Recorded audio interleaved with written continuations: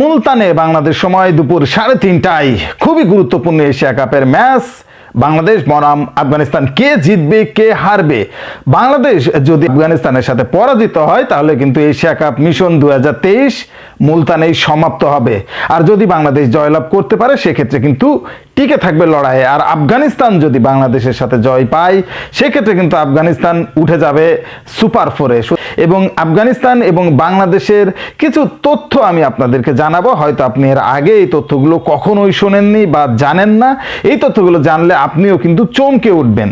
প্রথমত বলি, ওভারঅল যদি আমরা বলে থাকি, এ পর্যন্ত বাংলাদেশ এবং আফগানিস্তানের ম্যাচ হয়েছে 14টা, যেখানে বাংলাদেশ জয়লাভ করেছে 8টায় আর আফগানিস্তান জিতেছে 6টা। লাস্ট যে সিরিজ সেটা কিন্তু আফগানিস্তানের পক্ষে কথা বলছে। কিছুদিন আগেই বাংলাদেশে এসে তারা বাংলাদেশকে 2-1 ওডিআই সিরিজ হারিয়ে গেছে। লাস্ট 10 ওডিআই যদি আমরা ধরি সেখানে কিন্তু 50-50, অর্থাৎ বাংলাদেশ 5টা জয়লাভ করেছে, আফগানিস্তান জয়লাভ করেছে 5টা ম্যাচে। সুতরাং এখানে কিন্তু একটা 50-50 ব্যাপার আছে। এখন যদি আমরা দেখি আফগানিস্তানের বিপক্ষে বাংলাদেশের কোন ব্যাটার সব থেকে বেশি জ্বলে উঠেছে, সেটা হলো লিটন কুমার দাস। দুর্ভাগ্যবশত ডেঙ্গু জ্বরের কারণে তিনি কিন্তু এখন দলের সাথে নেই, সুতরাং তার সার্ভিসটা আমরা পাবো না। 9 ম্যাচে তার সংগ্রহ 378, অর্থাৎ 47 তার এভারেজ। 2 নম্বর পজিশনে সেই মুশফিকুর রহিম, তিনি কিন্তু আছেন। 10 ম্যাচে 376 রান তিনি আফগানদের বিপক্ষে করেছেন। এভারেজ কিন্তু খুবই ভালো, 42। তারপরে আছেন ক্যাপ্টেন সাকিব আল হাসান, 10 ম্যাচে 283 রান করেছেন, তার এভারেজ 26। যদি আফগানিস্তানের পক্ষে দেখি যে আফগানিস্তানের কোন ব্যাটাররা বাংলাদেশের বোলারদের পেলেই জ্বলে ওঠেন, রহমতুল্লাহ গুরবাজ দুর্দান্ত ফর্মে আছেন।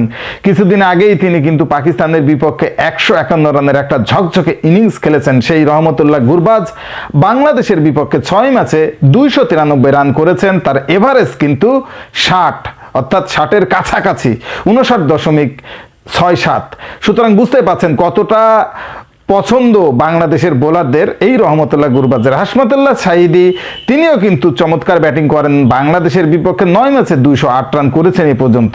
এবার যদি বোলিংয়ের দিকে দেখি, বাংলাদেশের সুপারস্টার সাকিব আল হাসান এই পর্যন্ত 10 ম্যাচে 21টা উইকেট কিন্তু তিনি নিয়েছেন আফগানদের, যেখানে তার বোলিং গড় 4.63 তার ইকোনমি, অর্থাৎ বুঝতে পারছেন কতটা দাপুটে বোলিং করেন আফগানিস্তানকে পেলে সাকিব। সুতরাং সাকিবের দিকেই কিন্তু তাকিয়ে থাকবে বাংলাদেশ।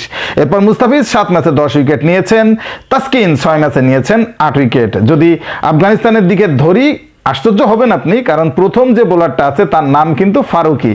এখানে রাশিদ খান, মোহাম্মদ নাবিব, তারপরে আপনার মুজিব, এরা কিন্তু সিরিয়ালে পরে আছে। বুঝতে পারছেন কতটা আনকমন একটা ব্যাপার। ফারুকি 6 ম্যাচে 14টা উইকেট দখল করেছেন বাংলাদেশের।